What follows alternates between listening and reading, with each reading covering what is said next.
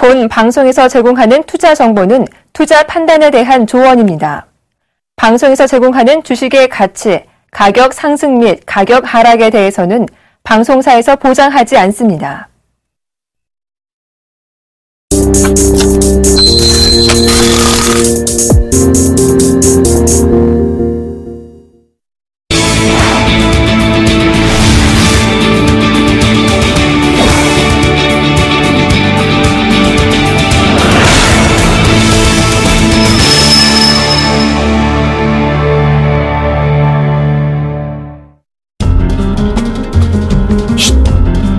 지금부터 주식 투자의 비밀을 공개합니다. 신성장 엔진을 찾아내고 알아야 돈이 됩니다. 신성장 엔진 속에 숨어있는 보석을 찾아 여러분께 드리겠습니다. 미래를 예측하고 적중시키는 능력.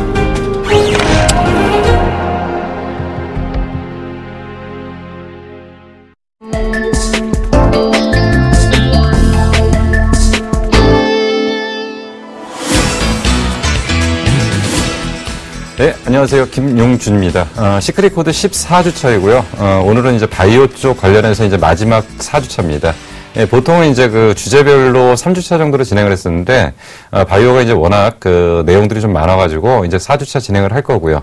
자, 오늘은 그래서 이제 4주차 보니까 뭐를 할 거냐면, 지금 이제 그 이쪽 화면에서 보이듯이 이제 오늘은 헬스케어 쪽을 좀 진행을 할 겁니다. 자, 헬스케어 쪽을 진행을 하는데요. 사실 이제 이게 조금 이제 그 내용이 좀 그렇습니다. 이제 무슨 얘기냐면 이제 첫 페이지를 먼저 보여드리면 헬스케어라는 게 대체 뭐냐? 헬스케어라는 게 대체 뭐냐라고 봤을 때는 광의의 개념과 협의의 개념과 유헬스케어라는 세 가지 개념으로 좀 정리를 할 수가 있을 겁니다. 자, 광의의 헬스케어라고 하는 거는 여기에서 보여지듯이 치료약이 있을 거고요. 병원이 있을 거고요. 그리고 진단기기가 있을 거고요. 그리고 이제 그 솔루션 쪽이 있을 겁니다. 자, 이제 이 헬스케어라는 건 이제 어떤 개념 정도까지 보셔야 되냐면, 광의의 개념이라는 것은 모든 걸 포함한다고 보시면 될 것 같습니다. 그러니까 지금 헬스케어라고 우리가 보통 이제 얘기를 하는 모든 얘기들은 뭐냐면, 사람 몸에 관련돼서 치료를 목적으로 하던, 예방을 목적으로 하던, 아니면 기타 서비스를 목적으로 하던, 어떤 범위에서든지, 모든 것이 포함되는 것들. 그러니까, 뭐, 사실 병원이라는 게 이제 헬스케어 개념으로 이제 분류를 하게 되면은, 이제 너무 광범위해지는 거고요. 그리고 이제 우리가 이제 여지껏 이제 그 치료약이나, 아니면 치료제, 아니면 바이오시밀러라는 얘기를 앞부분에서 좀 많이 했었죠. 그래서 이제 그런 개념으로 해서 어떤 사람 몸에 직접적으로 투입이 돼가지고 이게 이제 어떤 그 치료를 한다거나 예방을 한다거나 어떤 이런 부분들을 하는 것들도 헬스케어라고 지금 볼 수가 있는 거고요. 그리고 이제 또 굉장히 다양한 진단기기가 있을 겁니다. 체내 진단기기도 있고요. 체외 진단기기도 있을 겁니다. 보통 이제 우리가 진단기기 하면은 가장 많이 이제 인식이 되는 게 뭐냐면 혈당 측정계. 그리고 이제 최근에 이제 그 갤럭시 S5에 이제 포함이 됐죠. 심박수를 체크하는 것도 역시 진단기기의 한 부분이 되겠죠. 그리고 이제 요 부분이 뭐냐면 이제 요 부분이 이제 그 임플란트 쪽이죠. 그래서 치과형 어떤 그 치료기기 이런 것들도 이제 어떻게 보면은 헬스케어의 범위에 포함된다고 볼 수가 있습니다. 그리고 이제 그 솔루션이라고 하는 것은 지금 이제 뒷부분에서 좀 자세히 설명을 좀 드리겠지만은, 지금 이제 계속적으로 문제가 되는 부분들이 원격 진료 법안이라는 얘기가 진행이 되고 있고요. 원격 진료 법안에 지금 아주 밀접하게 직접 대립되고 있는 것이 사실은 이런 의료기기 쪽이라든가 아니면 치료약이라든가 병원과 관련된 부분은 아닙니다. 결국은 직접적으로 어떤 인터넷 환경이라든지 통신 환경을 이용해서 하는 유헬스케어라는 얘기를 해야 될 겁니다. 자, 그래서 헬스케어라는 개념을 너무 이제 광범위하게 잡다 보면은 너무 커지고 있고요. 그래서 어차피 저희가 지금까지 진행했던 것은 어떤 개념으로 보시면 되냐면 헬스케어를 다 하고 있다. 여지껏 헬스케어를 했다라고 지금 보시면 됩니다. 자, 우리가 지금까지 무슨 얘기를 했죠? 가만히 이제 기억을 해보시면요. 제가 바이오라는 걸 처음 진행을 할 때 뭐라고 그랬냐면,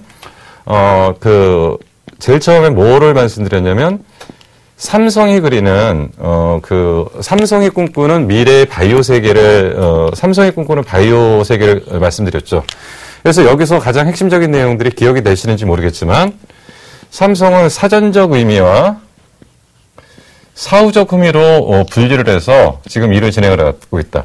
사전적 의미는 이미 존재하는 시장.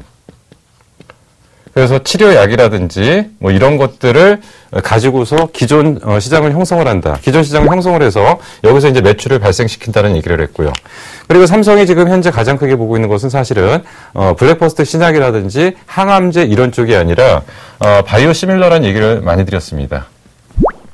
그래서 이런 시장들이 커짐에 따라서 결국은 여기서 돈을 벌어서 사후적 시장으로 진행되겠다. 사후적 시장이라는 것은 뭐냐면 맞춤형 시장, 맞춤형 의학, 뭐 맞춤형 뭐 헬스케어, 뭐 이런 것들, 그리고 뭐 맞춤형 의약품들. 그래서 삼성이 꿈꾸는 최종적인 것은 융합 헬스케어다. 그래서 얘네들은 IT와 BT와 MT를 융합시켜서 계속적으로 융합시키는 거죠. 그래서 말씀드렸던 게 IT하고 BT를 융합하면 뭐가 되죠? US케어가 되는 거죠. 그리고 IT하고 MT가 되면 뭐가 되고 이런 식으로 계속해서 시장을 키워나가겠다. 그래서 왜 이 얘기를 드렸냐면 바이오를 시작하면서 왜 이 얘기를 드렸냐면 삼성이 꿈꾸는 바이오는 굉장히 오랫동안 준비한 겁니다. 얘네들이 정확하게 2007년도에 맥쿼리의 컨설팅을 받아가지고 앞으로 삼성이 바이오를 어떻게 투자해야 되냐. 삼성이 전에 문제가 있었죠. 뭐가 문제가 있었냐면 삼성이 자동차 투자에 실패 사례가 있었습니다. 그래서 삼성은 충분한 준비를 하고 바이오 쪽을 어떻게 키워가면 바이오가 성공할 수 있는지에 대한 모델을 만들어내기 위해서 상당히 오랫동안 고민을 했었습니다. 이 얘기는 무슨 얘기냐면 앞으로 우리나라 바이오가 어떻게 갈 건지에 대한 방향을 결정드는 겁니다. 그래서 지금 우리는 대부분 바이오를 접근을 할 때 지금까지 어떻게 접근을 했냐면 신약, 치료 쪽으로 많이 접근을 했죠. 그래서 치료약 쪽에 대한 부분들, 치료약이 나오면은 종목이 크게 올라갈 거다라고 봤는데 삼성은 사전적 이미 기존에 존재하는 바이오시밀러라든지 이런 쪽에서 충분히 시장을 형성을 시켜서 여기서 돈을 만들어가지고 계속적으로 재투자를 통해서 사후적 시장을 키워나가는 그런 그림을 갖고서 시작을 했다는 거죠. 그래서 삼성의 바이오 그림을 우리가 이해를 해야지만이 앞으로 바이오가 어떻게 진행될 건지에 대한 분명한 얘기들을 드렸습니다. 지금 저희가 헬스케어를 어디까지 했는지 지금 정리를 해드리는 겁니다. 그리고 제가 두 번째로 설명드렸던 게 줄기세포 쪽을 말씀드렸죠.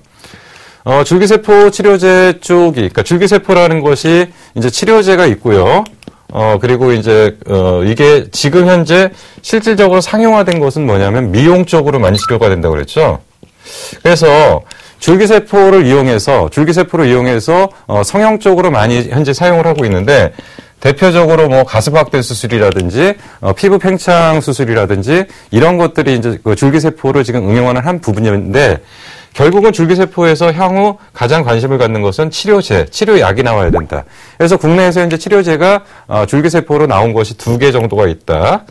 그래서 이제 하티스테그라고 그리고 이제 저쪽에 메디포스트에서 나온 그 치료제 2가지가 현재 치료제가 나왔는데 아직까지 본격적으로 상용화는 안 되지만 가능성은 굉장히 높다라는 얘기. 그래서 줄기세포 치료제까지 진행을 했습니다. 그리고 지난 시간까지는 또 뭐를 말씀을 드렸었냐면 지난 시간에는 이제 구체적으로 이제 여기서 얘기를 했던 바이오시밀러가 뭔지 그리고 슈퍼바이오시밀러라는 얘기를 했고요. 그리고 신약이라는 얘기를 좀 했습니다. 자, 바이오시밀러의 목적은 뭐라고 말씀드렸냐면 오리지널 신약과 약효가 같아야 된다. 오리지널 신약하고 약효가 같아야 된다. 라는 얘기를 드렸죠. 그리고 슈퍼바이오시밀러는 뭐라고 말씀드렸냐면 오리지널 신약보다 성능이 우수해야 된다. 오리지널 신약보다 이쪽의 성능이 우수해야 된다는 얘기를 드렸죠. 그래서 슈퍼바이오시밀러 목적은 오리지널 신약보다 약효가 더 나은 거다. 그리고 여러 가지 지금 신약을 만드는데 바이오 쪽으로 신약을 만드는 쪽이 있고요.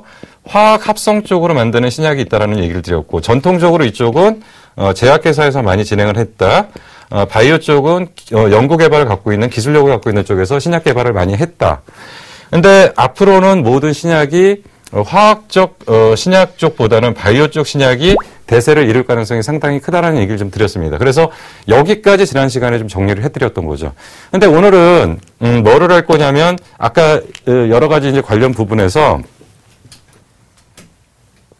이제 이 부분을 좀 말씀드린 거죠. 자, 우리가 이제 헬스케어 쪽에서 다뤄야 될 부분은, 지금 이제 앞부분에서 이제 설명드린 것처럼, 요 부분. 지금 요 부분에 대해서는 크게 이제 앞부분에서 대부분 이제 스쳐 지나갔습니다. 스쳐 지나갔고요. 그리고 오늘은 요쪽하고 요쪽이 좀 진행될 겁니다. 그래서 이제 우리가 이제 헬스케어라는 거는 굉장히 큰 범위에서는 모든 걸 다 포함하고 있지만 협의의 헬스케어, 그러니까 작은 개념에서 헬스케어는 어디를 우선적으로 얘기를 해야 되냐면 협의의 헬스케어는 지금 이쪽으로 보시면 돼요. 우선 의료기기. 요게 우선적으로 헬스케어의 한 부분이라고 보시면 됩니다. 그래서 의료기기 쪽을 한 부분을 보셔야 되고요. 그리고 또 한쪽을 어느 쪽으로 보셔야 되면 의료 관련해갖고 통신환경을 연결한 솔루션 쪽으로 보셔야 됩니다. 그래서 통신환경이 포함된다. 여기가. 자, 그리고 이제 요 얘기는 좀 드려야 될 것 같습니다. 무슨 얘기냐면 지금 이제 헬스케어라는 개념이 요러요러한 개념이고 지금 의료기기 쪽이 오늘 집중적으로 거론될 얘기라는 얘기고요. 그리고 또 한 가지가 지금 뭐냐면 요쪽 개념입니다. 자, 이게 지금 이제 국회에서 지금 핵심이 되고 있는 부분입니다. 무슨 얘기냐면, 자, 요 그림을 좀 보고서 좀 이해를 하셔야 됩니다. 지금 이제 보통의 이제 건강인들이나 아니면은, 그 만성 질환자들이 있죠. 만성 질환자들이 분명히 있을 겁니다. 근데 만성 질환자들이 가정에서 이제 그 집에 있는 거죠. 집에 있는 상태에서 뭐 당뇨병이라든지 체지방 분석기 여러 가지 아까 말씀드렸던 의료기기죠. 뭐 혈압을 측정하는 거, 체지방을 분석하는 거, 그리고 혈당을 측정하는 거, 뭐 심전도를 측정하는 거, 여러 어떤 그 기기의 환경을 가지고서 이걸 인터넷 환경으로 연결을 하는 겁니다. 자, 인터넷 환경으로 연결을 해서 이걸 갖다가 어떤 정보를 주는 거죠. 정보를 주면 병원이나 의사 쪽에서 이거에 대한 여러 가지 데이터를 분석을 하는 겁니다.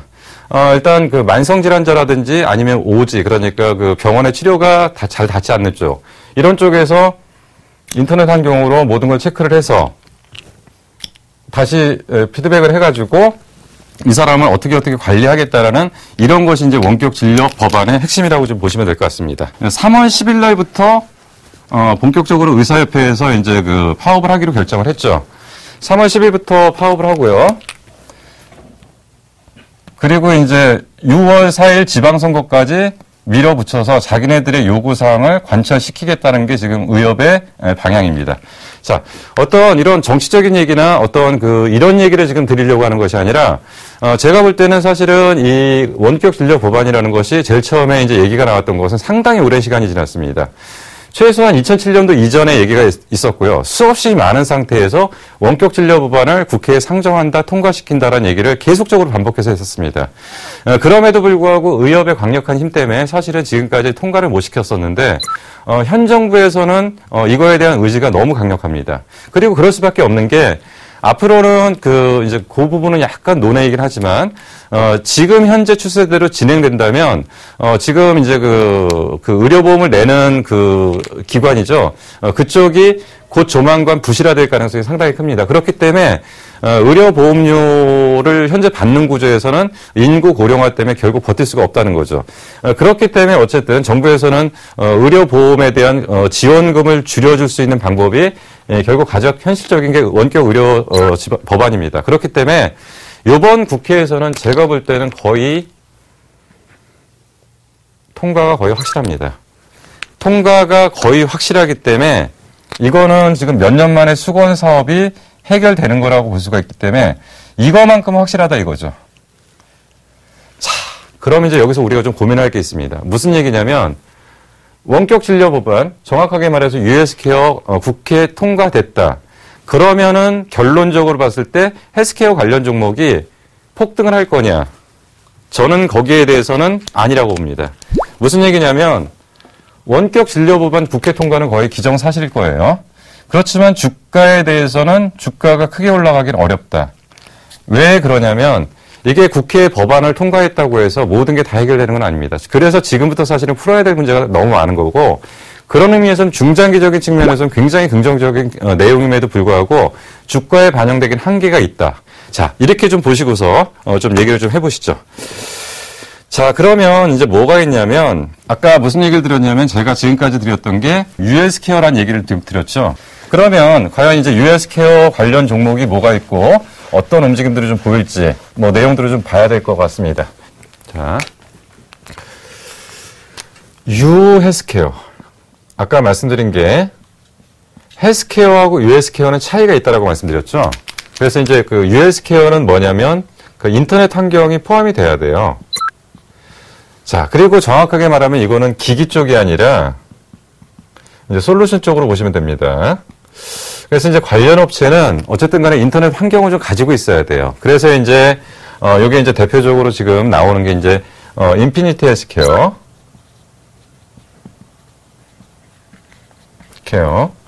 자, 그리고 이제 두 번째로 유비케어. 유비케어가 정확하게 그 SK 유비케어겠죠? 유비케어. 그리고 이제 비트컴퓨터. 예. 자, 일단 이렇게 보시면 될 것 같습니다. 자, 이 관련 종목들 한번 내용들 좀 차트를 가지고서 좀 같이 한번 볼게요. 인피니티 헬스케어. 참 이제 그런 얘기들을 상당히 많이 하셨어요. 인피니티 헬스케어에 대해서 이런 유언비들이 많이 흘러갑니다. 사실은 삼성에서 얘를 인수할 거다라는 루머가 무지무지 많이 들었습니다. 근데 이렇게 돌았던 이유 중에 하나가 뭐냐면, 인피니티 헬스케어라는 회사가 예전에 이제 메디슨이라는 회사와 관련이 있습니다. 그러니까 메디슨은 사실은 상장 업체였었는데, 이제 그 경영 악화가 이제 발생하면서 이제 비상장업체로 나갔고요. 그리고 이제 의료 장비 쪽에서는 그래도 나름대로 기술력을 갖고 있는 회사였습니다. 그러니까 그 삼성에서 메디슨에 대한 일정 지분을 인수했었어요. 그러다 보니까 마치 인피니티 헬스케어도 삼성에서 인수할 것처럼 얘기를 하는데, 삼성은 지금 주력이 의료 기기 쪽이 아니죠. 제가 뭐라고 말씀드렸냐면 삼성의 그림이 뭐냐를 정확하게 이해를 하셔야지 삼성이 어느 쪽에 집중할 건지가 답이 나올 겁니다. 그래서 정 이해가 안 되시면은 예전에 방송했던 거를 바이오 1주차에 대한 내용을 다시 한번 검토를 해보세요. 그러니까 지금 삼성은 지금 주력으로 하려고 하는 부분이 의료 장비 쪽이나 의료 기기 쪽에 대해서는 부수적으로 가는 거고, 이쪽의 인수 가능성은 지금 크지는 않습니다. 그래서 이제 그 차트를 보시면 예전에 이제 그런 일들이 좀 많이 있었어요. 여기까지 한번 올라갔었죠. 한 2만 원 가까이. 이제 이때 주로 많이 나왔던 게 삼성에서 인수할 거다가 아니라 인수한대라는 얘기까지 이제 거의 돌았었으니까요. 근데 현실적으로 인수할 가능성은 거의 없다라고 좀 보시면 될 것 같고요.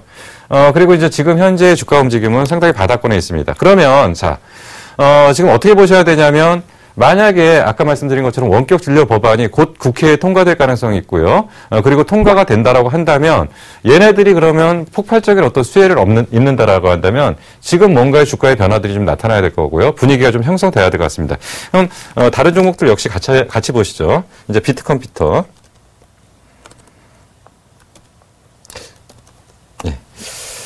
자, 비트컴퓨터 역시도 최근에 주가 움직임들은 좋지 않습니다.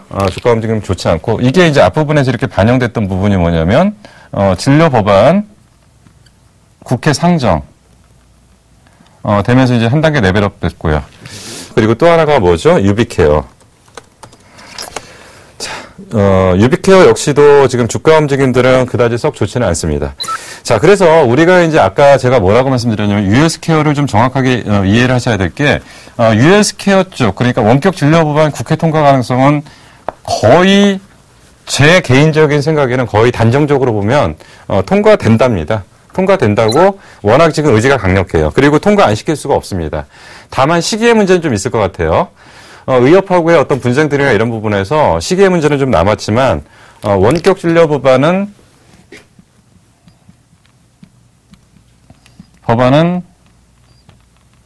통과된다. 근데 단기적인 관점에서는 크게 모멘텀은 없을 것 같다. 장기적인 관점에서는 매우 긍정적이다. 그렇기 때문에 원격 진료 법안이 국회에 통과되면 여러 가지 해결해야 될 문제들이 많죠. 왜냐하면 솔루션의 핵심이 어디냐? 그래서 사실 예전에 2010년도에 지경부에서 원격 진료 법안에 대한 솔루션에 대한 표준안을 어느 정도 만들어 놨어요. 그렇기 때문에 웬만큼 준비는 하고 있죠. 그리고 이제 부수적으로 따라가는 것이 그러니까 의료기기들이죠. 의료기기들도 웬만큼의 어떤 기능들의 향상은 좀 되고 있습니다.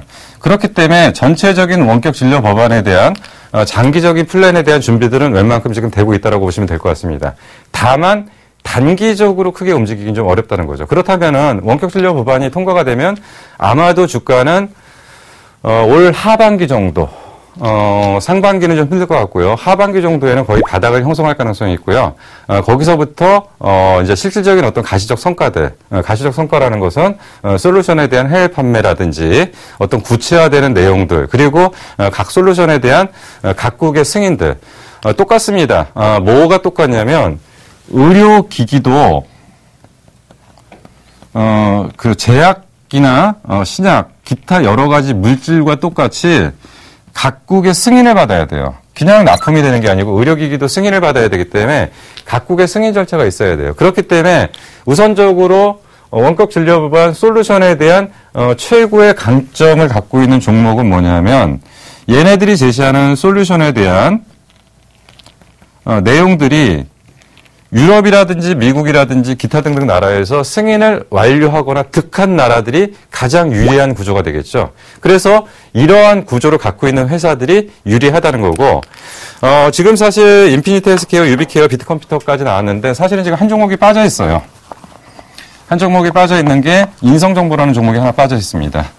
그래서 솔루션 쪽에서는 그래도 유비케어 쪽하고 인성정보 쪽이 좀 낫고요. 그래서 각국의 승인도 많이 진행됐던 것들이 이쪽에 대한 종목들이고요. 그래서 아마 그 US케어에 대한 본격적인 방향들이 앞으로 결정이 된다라고 한다면 그 인피니트 헬스케어, 유비케어, 그러니까 비트컴퓨터보다는 인성정보나 유비케어 쪽이 훨씬 유리할 거다. 그리고 이제 뭐 유비케어 같은 경우는 사실 SK에서, 그러니까 원래 이제 이 유비케어라는 회사가 어디였냐면 이수 유비케어였습니다. 그러니까 이수에서 갖고 있던 회사였는데 SK에서 인수를 하면서 SK 유비케어로 지금 바뀐 상태이고요. 그리고 이제 이 유비케어 같은 경우는 그래도 SK의 지원들을 좀 받고 있기 때문에 그래도 다른 회사에 비해서는 좀 낫다라고 지금 볼 수가 있고요. 인성 같은 경우에는 지금 대주주가 누구냐면 직접적인 관계는 아니지만 대웅제약 쪽의 최대 주주 쪽으로 보시면 될 것 같습니다. 그래서 인성이나 그 유비케어 쪽은 어느 정도 준비는 돼 있다. 다만 시간은 아직 좀 빠르다. 근데 분명히 핵심 종목은 얘들이다. 아직은 좀 시기상으로 좀 빠르긴 하지만 인성정보나 유비케어 쪽이 의료 솔루션 쪽. 그래서 말씀드린 것처럼 지금 이제 우리가 무슨 얘기를 지금 하고 있었냐면 이쪽이죠. 원격 진료 법안의 그럼 최고 수혜주는 어디냐? 원격 진료 법안이 지금 자꾸 어느 쪽으로 지금 우리가 좀 정리를 하고 있냐면 의료기기 쪽으로 정리를 하고 있습니다. 의료기기 쪽으로 해서 아까 말씀드린 것처럼 무슨 혈당 측정기, 뭐 체지방 분석기, 혈압기, 심전도 아니면 체내 측정기로 뭐 엑스레이 뭐 이런 것들이 지금 집중적으로 거론되는데 사실은 원격 진료 법안의 핵심은 뭐냐면 이런 솔루션을 갖고 있는 쪽이고 그리고 이제 이런 쪽에서 아까 말씀드렸던 4가지 정도의 종목이 지금 거론되고 있는데 4종목 중에서 2종목 정도는 약간 다른 쪽에서 왜곡된 현상에서 주가가 움직였다. 대표적으로 인피니트 헬스케어 같은 경우는 이런 솔루션의 어떤 내용이나 가치보다는 삼성의 M&A 가능성에 대한 언급들이 되면서 주가가 사실은 예전에 좀 많이 올라갔던 좀 부분이 좀 있고요. 그리고 이제 이런 부분들이 또 박근혜 정부의 실질적인 정책 수혜주라고 해서 주가가 약간 오버슈팅된 부분이 있고요. 사실은 의료기기 쪽에서도 박근혜 정부 수혜주라고 해갖고 초과 수익이 났던 종목들이 상당히 많았는데 그런 종목들이 실질적인 내용이 거기를 못 따라가기 때문에 주가가 그 정도로 유지를 못하는 경우들이 상당히 많았다라고 일단 볼 수가 있습니다. 자, 그럼 이제부터는 뭐를 좀 할 거냐면 의료기기 쪽을 좀 본격적으로 할 겁니다. 자, 의료기기 쪽에서 보시면 뭐 여기 이제 여러 가지가 있죠. 뭐 이제 그 치과용 의료기기, 뭐 치과용 의료기기 하면 대표적으로 생각나시는 게 이제 오스템 임플란트, 뭐 디오, 바텍 이런 거 정도로 생각할 수 있고요. 역시 맞습니다. 그쪽입니다. 그래서 이제 관련 종목들 한번 같이 보고요. 자, 치과용 의료기기 쪽에서는 오스템 임플란트, 바텍, 디오가 있고요. 그리고 이제 진단기 쪽으로도 봐야 되겠죠. 자, 진단기 쪽으로 볼 때는 뭐 혈당계, 뭐 기타 시약들, 뭐 이런 식으로 좀 볼 수가 있습니다. 자, 그래서 요거에 대한 관련된 내용들을 지금 이제 하나씩 좀 진행을 좀 해보도록 하겠습니다. 자, 그래서 이제 먼저 치과형 의료기기. 뭐 대표적으로 우리가 얘기하는 게 이제 임플란트 시장이라고 많이 얘기를 하죠. 임플란트 시장에서는 오스템 임플란트. 뭐 여기 이름도 있으니까 오스템 임플란트가 맞겠죠. 그리고 이제 디오입니다. 디오가 있고요. 그리고 요즘은 치과를 가면 무조건 뭐를 하냐면 촬영을 하더라고요. 촬영을 하는데 예전에 이제 병원 가면은 CT 촬영을 하듯이 치아의 상태를 항상 계속적으로 촬영하는데 이 촬영 기기를 하는 데가 이제 바텍이라고 보시면 됩니다. 자, 우선 주가 움직임부터 보면서 내용을 좀 정리하도록 하겠습니다. 자, 이제 지금 핵심이 이제 오스템 임플란트 바텍 디오죠. 뭐 뭐니 해도 치과용 의료기기 쪽으로는 대표적인 종목이 오스템 임플란트는 맞았어요. 오스템 임플란트는 맞았는데 이제 먼저 최근에 이제 오스템 임플란트가 이제 문제가 됐던 부분이 좀 있었어요. 뭐가 문제가 됐냐면 지금 이 부분입니다. 이 부분에 이제 대량 거래가 되면서 강한 음봉이 나왔던 자리가 무슨 얘기가 나왔냐면 대표이사 횡령 가능성 얘기가 대두되면서 주가가 이제 급락을 했죠. 근데 사실은 이게 이제 이거보다는 더 문제가 됐던 부분이 사실은 그 앞부분이라고 보시면 됩니다. 지금 우리가 이제 항상 주식을 좀 하시는 분들이 문제가 되는 부분이 뭐냐면 바닥에서는 안 사세요. 바닥에서는 이게 왜 그러냐면 올라갈 때도 있고 빠질 때도 있고 사실 이게 지나고 보니까 이제 아무것도 아닌 상태에서 지속적으로 올라왔다라고 보지만 사실은 이게 보시면은 여기가 지금 여기가 보시면 이제 14,000원짜리죠. 그리고 이제 여기가 이제 10,000원짜리입니다. 거꾸로 보시면은 14,000원에 샀다가 10,000원까지 빠지면은 이제 폭락이죠. 폭락입니다. 큰 폭으로 빠진 거예요. 큰 폭으로 빠졌는데 사실 이 과정들은 사실 오스템 임플란트라는 회사의 가치로 놓고 보면 도저히 이해가 안 되는 구간들이었어요. 왜냐하면 회사 실적이 올라오는데도 불구하고 주가는 안 올라가더라는 거죠. 근데 지내고 보니까 이 구간을 맞더라도 버텼으면 이만큼을 먹을 수가 있었던 거죠. 이만큼을 먹을 수가 있었던 건데 이제 지나고 보니까 이 상태에서는 주가를 못 샀다가 여기 올라오면서부터 계속 뭐라고 그랬냐면 이런 상태부터 계속 좋다라고 얘기를 하는 거죠. 왜냐하면 주가가 올라오니까 좋아 보이는 거죠. 근데 사실 오스템 임플란트의 적정 주가는 아마 3만 원 정도를 예전에는 환산을 했었을 겁니다. 근데 요번에 이제 큰 폭으로 빠졌던 거는 지금 이번에 이제 다른 내용들이 좀 나오면서 회사의 정상적인 가치나 이런 거에 비해서 한 25,000원에서 3만 원 정도라면 적정한 가격이라고 봤는데 지금 그런 것보다는 더 많이 빠졌던 거죠. 그렇다면 오스템 임플란트는 앞으로 주가가 회복되기에는 좀 상당히 어려운 기간들이 좀 걸릴 거란 얘기고 그런 부분들이 좀 해결되기 전까지는 주가에 대한 정상적인 사이클을 좀 갖기는 힘들다. 다만 지금 이제 오스템 임플란트를 분석하는 방법에 있어서는 임플란트 시장으로 보는 것이 아니라 첫 번째로는 해외 시장 공략 쪽으로 보시면 됩니다. 해외 시장 쪽에서 중국 시장은 지금 폭발적으로 증가를 하고 있다. 다만 나머지 미국이라든지 기타 등등에서 아직 자회사의 실적들이 안 올라온다. 이 부분이 해결된다면 오스템 임플란트에 대한 재평가 작업은 나중에 한번 다시 있을 거다. 지금 단기 악성 부분들이 있기 때문에 이게 어떻게 해결되는지 좀 지켜봐야 될 거다라는 얘기를 좀 정리를 해드리면서 오스템 임플란트는 치과치료의자 대표 종목이긴 하지만 지금 바로 접근하기는 좀 어렵다. 그렇기 때문에 이건 상당한 시간이 있고 상당한 후유증이 있다. 결국 지금 우리가 지금 여기서 고점에서 걸리신 분들은 지금 어떻게 할 수밖에 없냐면 일단은 낙폭이 줄어든다면 손실폭은 좀 줄여야 될 필요가 좀 있고요. 그렇기 때문에 이거는 좀 시간을 갖고 접근을 좀 하셔야 될 필요가 있다. 그리고 이제 또 한 가지 종목이 이제 디오입니다.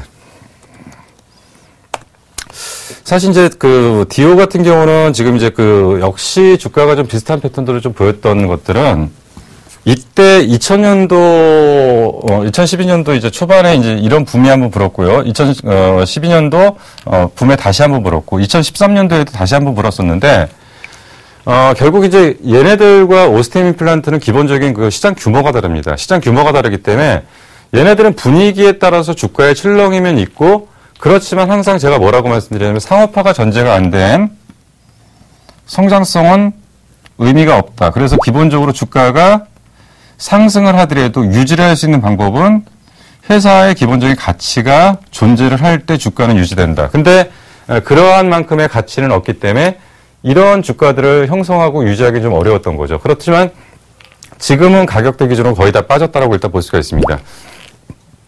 오히려 이렇다면은 치과 치료제 쪽으로 해서 단기 모멘텀이 나올 수 있는 쪽은 오히려 이제 오스템 임플란트보다는 디오 쪽이 좀 나을 거고요. 그렇지만 디오는 전체적인 실적 규모나 이런 것들이 시장 규모가 그만큼이 되지 못하기 때문에 약간은 테마성으로 좀 돌 가능성이 있기 때문에 치과 치료제 쪽, 그러니까 치과 의료기기 쪽으로는 그 단기적인 흐름은 좀 낮지만 중장기적인 흐름에서는 그렇게 주가를 유지하기는 좀 어렵다.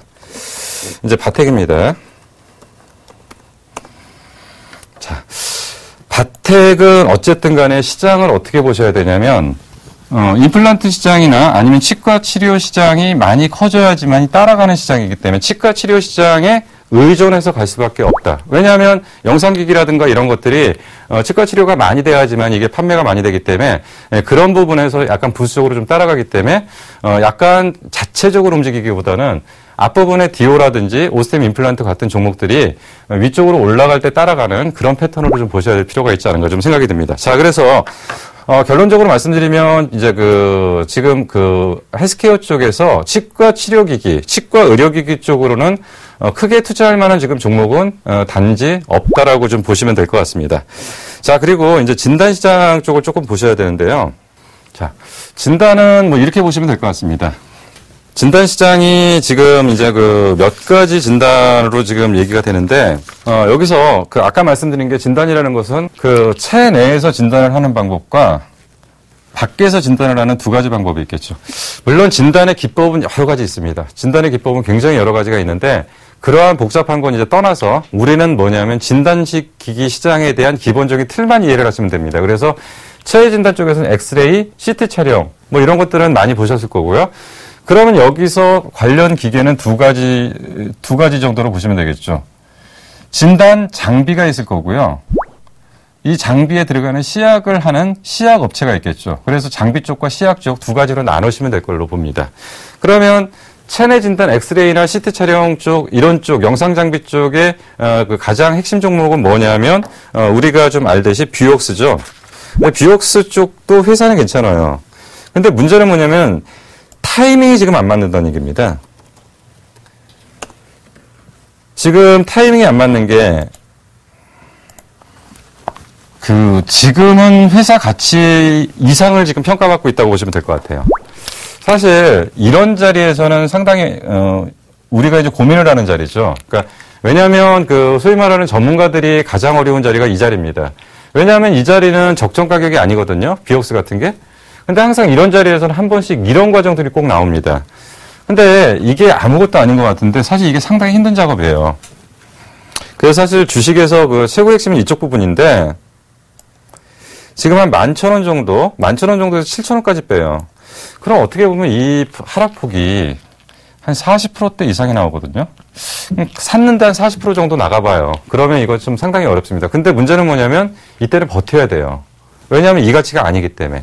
근데 지금은 사람들이 차트 모양 좋고 회사 좋다고 해서 올라가는데 지금은 좀 과하게 평가됐다. 소위 말해서 오버슈팅 구간이라고 표현을 하는 게 맞죠. 지금 말씀드렸을 때 아까 체외 진단기 쪽에서 최고 종목은 뷰옥스라는 얘기는 드렸고요. 근데 뭐라고 말씀드렸냐면 시점은 안 맞습니다. 지금 대부분의 헬스케어 종목들이 최근에 분위기를 한번 타가지고 오버슈팅 구간에 들어가 있는 종목들이 너무 많습니다. 그렇기 때문에 장기적으로는 헬스케어가 굉장히 좋은 쪽의 하나의 우리 종목군이고 투자를 해야 될 종목은 맞아요. 근데 단기적인 관점에서는 제가 볼 때는 이런 자리가 나올 가능성이 좀 상당히 크다라고 지금 보는 거죠. 이렇게까지 크게 조정을 받을 가능성이 상당히 크다.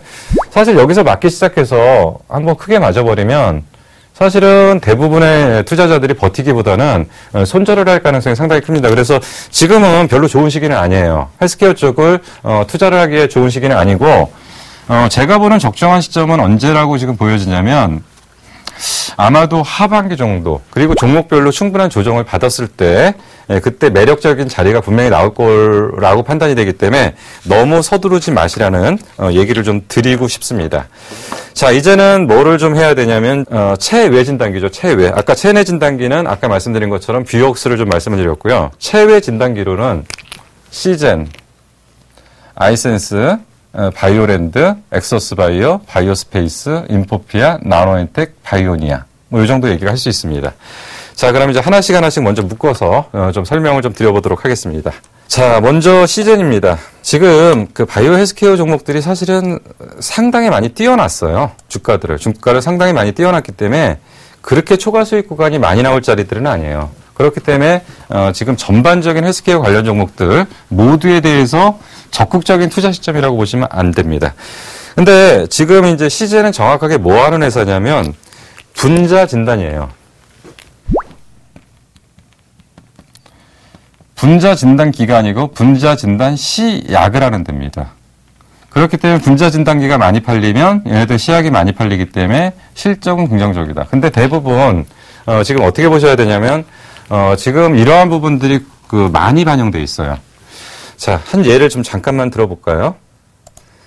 자, 시젠이 지금 시가총액이 얼마 정도가 나오냐면 지금 이 부분입니다. 시가총액이 지금 보시면 1조 정도 나오죠. 시가총액이 1조 정도 나오면은 뭐 아무리 어쨌든 저쨌든 실적이 좀 나와줘야 돼요. 그러니까 얘네들은 이제 분자 진단 시약 시장이 연간 100% 200% 성장하는 데는 아니잖아요. 그러면 자, 이제 실적을 한번 보시자고요. 실적을 한번 보시면 지금 2012년도 12월 말에 매출 500억에 영업이익이 얼마 됐냐면 당기순이익 100억 정도였어요. 100억 정도 한 회사가 시가총액이 1조라면은 퍼가 100 정도 나오겠죠. 퍼가 100 정도라면 지나치게 영업 가치를 좀 많이 반영했다라고 지금 볼 수가 있는 거고요. 그러면 2013년도에는 실적이 급격하게 좋아졌냐? 평균 분기당 130억에 20억대. 그러면 70억, 90억, 100억. 전년도보다는 좀 좋아졌다고 해도 150억 미만. 그렇다면 시가총액 1조 정도로 유지하기에는 좀 무리가 있는 부분이죠. 지금 이제 무슨 얘기냐면 회사가 나쁘거나 근본적으로 뭐가 문제가 있다는 얘기가 아니고 지금 바이오 헬스케어에 대해서 너무 평가를 안 하고 무분별하게 치고 올라간 부분이 많아서 그런 부분들에 대한 주가 반영이 지금 너무 많이 됐다는 거죠. 그러니까 결국은 무슨 얘기냐면 뭐냐면 여기서는 크게 먹을 게 없다는 얘기입니다. 크게 먹을 게 없기 때문에 여기서 따라가기는 어려워요. 근데 분자 진단 시약 쪽으로는 괜찮은 회사예요. 그렇기 때문에 그런 관점에서 잘 지켜보시되 주가 수준은 충분한 조정을 받고 기간 조정을 받는다고 한다면 다시금 좀 보셔야 될 필요가 좀 있습니다. 그리고 아이센스가 있습니다. 자, 아이센스 역시도 주가가 지금 5만 원인데 현재 시가총액이 얼마 정도가 나오냐면 4,600억 정도. 근데 작년에 얼마 정도를 했냐고 보면은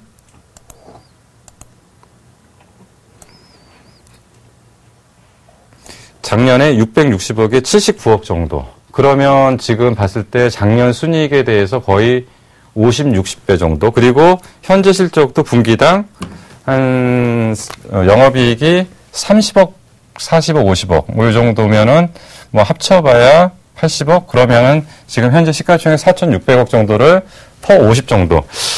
보통 지금 이제 글로벌 평균 퍼 정도가 어느 정도냐면 글로벌 평균 퍼가 시장 초기 국면에 혈당 측정계 초기 국면의 퍼가 30 정도가 나왔어요. 그랬다가 최근에는 시장이 어느 정도 규모가 형성되면서 정상적인 시장이 되다 보니까 글로벌에서 퍼 20대에서 17 정도 전후에서 주가가 형성되는 경우들이 일반적인 혈당 측정계 시장입니다. 그러면 이제 아이센서가 얼마나 폭발적으로 매출을 증가시키고 시장 볼륨을 키울 거냐 이런 얘기를 좀 해야 되죠. 근데 그런 측면에서는 지금 이 퍼 50짜리를 현재의 실적에서 이걸 2분의 1로 다운시키기는 어려워요. 그러니까 현재 2분의 1 정도 다운시켜서 퍼를 25 정도까지 끌어내린다면 그렇다면은 적정 주가 정도 되겠죠. 위로 치고 나가긴 어렵지만 적정 주가 정도만 만든다고 해도 현재 매출이 2배 정도, 영업이익이 2배 정도 나온다면 지금 정도의 시가총액을 인정해 주겠지만 그러니까 이거는 글로벌 평균 퍼를 기준으로 하는 거고 혈당 측정계 일반 업체들에 대한 기준을 얘기를 드리는 겁니다. 그렇기 때문에 지금 뭐를 좀 보셔야 되냐면 좀 고평가되어 있는데 분명히 기회는 있어요. 왜냐하면 나중에 크게 지금 성장하는 부분들이기 때문에 조정을 받고 적당한 시점만 되면 기회는 있는데 지금은 너무 높다는 얘기예요. 지금은 너무 높기 때문에 지금은 조금 기다리시고 이런 종목이 있다라는 걸 좀 보시면 되고요. 그리고 좀 때를 기다려 보실 필요가 좀 있다는 겁니다. 자. 사실 이제 국내 그 혈당 측정계 시장에서 대표 종목은 뭐냐면 사실 인포피아예요. 근데 인포피아는 사실 주가 조정을 많이 받았죠. 주가 조정을 많이 받았고요. 그러면 얘는 한번 내용을 좀 보시자고요. 얘는 좀 거꾸로 어떻게 보냐면, 그 작년에 이제 실적이 좀 안 좋았었고요. 그리고 이제 그런 부분들이 좀 반영되면서 이제 주가가 좀 그런 부분들이 좀 있었고, 지금 현재 이 종목은 이제 펀은 안 나오겠지만, 큰 흐름상에서는 지금, 실적 개선이 나타날 가능성이 있기 때문에, 그리고, 장기적으로 봤을 때는, 하단과 상단을 좀 잡혔기 때문에, 그렇다고 한다면, 인포피아에 대해서는 조금 관심을 갖고 똑같은 혈당 측정기라면, 아까 말씀드린, 아이센스 쪽을 쫓아가면서 무리한, 오버슈팅 구간을 이어갈 것이 아니라, 결국은 인포피아 쪽에서 조금 더 관심을 갖고 좀 지켜볼 필요가 있다고 좀 보이고요. 그리고 이제 그 진단 의료기 쪽에서 랩 오너칩이라는 관련 종목군이 이제 형성됩니다. 이게 이제 바이오니아하고 나노엔텍입니다. 자, 이제 무슨 얘기냐면 이제 그 진단 의료기 쪽에서 뭐라는 게 있냐면 이런 게 있답니다. 랩 오너칩.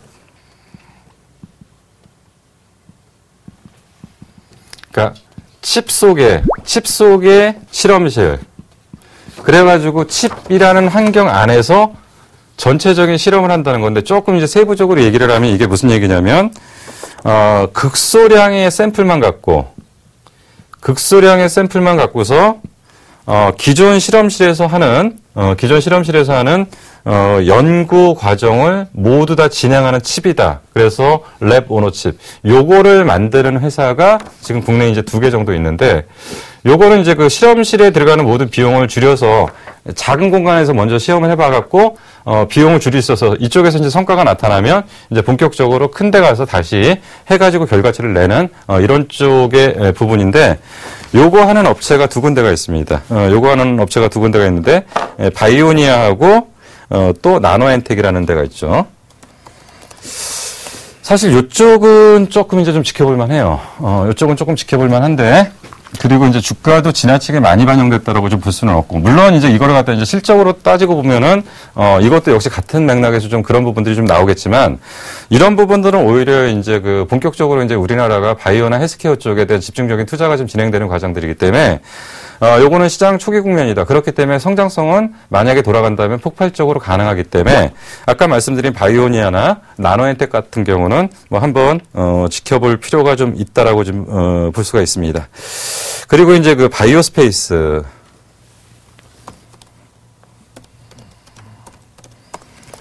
사실은 이제 바이오스페이스는 회사 내용은 상당히 괜찮은데도 불구하고 주가가 상당히 많이 선반영됐던 측면들이 좀 있습니다.